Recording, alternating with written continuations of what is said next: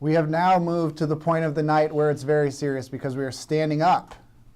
And we have a lot to talk about. You've taken the jacket off. Yeah. He's filled with energy and Mountain Dew and something called Fizzy. Yep. Izzy. Izzy is the Izzy. It's about 11:30 here on the East Coast. For those watching in Hawaii, it's 6 o'clock? Whatever. Something like that. Anyway, we have some things we want to get to. We will be back after this later on to recap the entire night if you want to stay up with us. It's called FNP After Dark. Who knows what's going to happen? But for right now, let's get to some more results. County Executive, start out with that, Alan. What do you have? Yeah, so Jan Gardner, County Exec incumbent, she's given her acceptance speech, her victory speech. She's going to win. We're calling the race for her right now. She has 49,000 votes, which is 51% of the vote. If you look pretty close, it was about a 6,000 vote difference. That third party had about 4,500 votes. Pretty good turnout, but really didn't turn the election too much. She probably would have won without that third party candidate. But we are calling it for Jan Gardner. She will get her second term in office as county exec. And this was not particularly surprising to you? No, I think we called this at the beginning of the night. You know, if you're going to pick somebody, you're going to go with the incumbent. She, like I said, she's been a pretty moderate Democrat through her 4 years. And so she gets another 4 years in office, which is kind of what we expected. Okay. Let's move from that to District 3B. This is an interesting race, right? This is hotly contested. Yeah, this was an interesting race. And like I said earlier, we weren't calling it earlier. We're ready to call it now. The new candidate, Ken Kerr, current Board of Education candidate, has beaten Bill Folden. We have all 18 precincts reported. We still have to count provisional and absentee ballots, but he's got about a 600 vote lead and 51% of the vote. So it looks like he's going to go ahead and win and join the House of Delegates in Annapolis. And that's a big loss for Republicans. That's one. Folden is a really well-liked guy. He has been on the Hogan team for the last 4 years, supported by Hogan, endorsed by Hogan.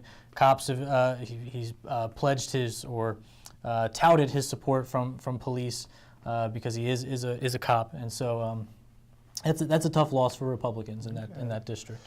We move from that to the BOE, which you just referenced as well, the Board of Education. What are we ready to call here? We're calling them all, calling all four of them. So Brad Young we called earlier in the evening. Karen Yoho was close to calling it. We hadn't called it yet. She's actually lost a little bit, but there's only one precinct left. She's in second with 35,000 votes. That's 3,000 ahead of the fifth person, so she's got that seat there. For the third and fourth seat, we're calling it for Liz Barrett and Jay Mason.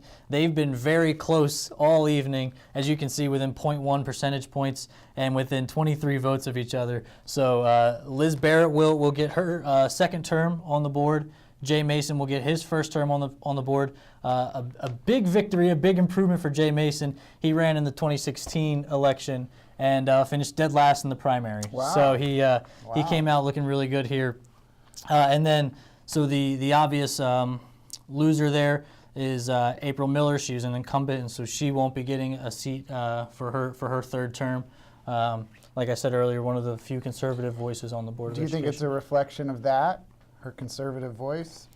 I think a big part of it was the Apple ballot. Okay. I think that holds a lot of weight. She didn't get it in the in her first run, but they only endorsed one candidate, and so a lot of those votes go elsewhere. They endorsed 4 candidates this time. I think that plays a big role. Liz Barrett was able to overcome it.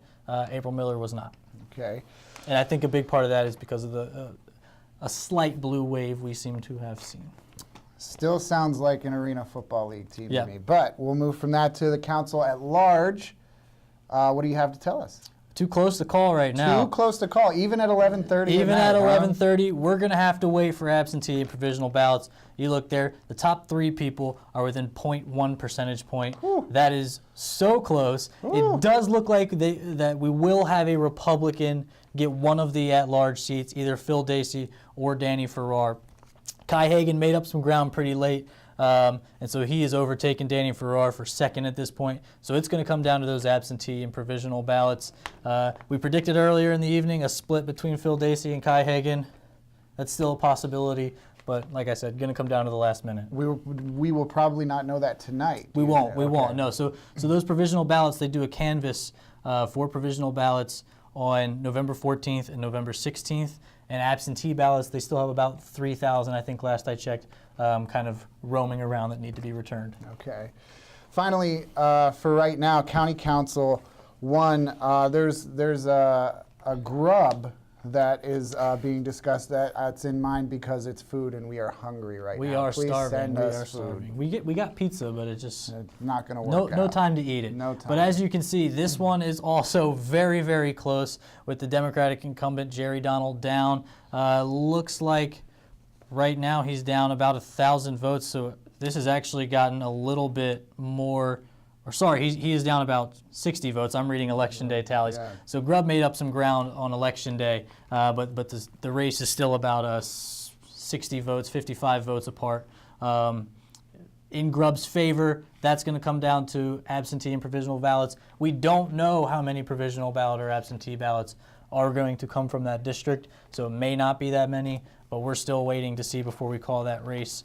So right now, all we know for the county council, there's still 3 seats that are kind of undetermined. We do know 2 Republicans are for sure, with McKay and Michael Blue, Steve McKay in Council 2. And we do know 3 and 4, one by MC Keegan Ayer and Jessica Fitzwater. So that's a split, right? 2 and 2, like we said, it's a purple county. It's kind of what we expected. And the at-large seat looks like we'll get at least 1 Republican, and then the other 2 are up in the air. So it could come down to a 5-2 Republican split, which would be a big surprise. Is that something we will know tonight? We won't know that tonight. No, We won't that'll know all that come out probably on November 16th-ish after those provisional ballots. Okay. We're not going to come out on November 16th. We're going to actually come back in a little while, what, 45 minutes? Yeah. Maybe? We've got to put the paper to bed. Deadlines are nearing, and stories are coming in at a rapid pace. Deadlines are passed. You want to tell the people what it's like to work in a newsroom on election night? It's a nightmare. Okay, that sums it up. We're going to be back to recap the entire night in about a half an hour, 45 minutes. Come on back, stay up. You don't need to go to work tomorrow, right? You don't need to. The day after Election Day is a federal holiday. It's a federal holiday. We have a whole lot of leftover pizza that somebody's going to have to eat. I think you're going to take it home to your dog. All of it. We'll be back. For now, stay tuned. Twitter, Periscope, Facebook, FrederickNewsPost.com. He's Alan. I'm Colin. We'll see you in a little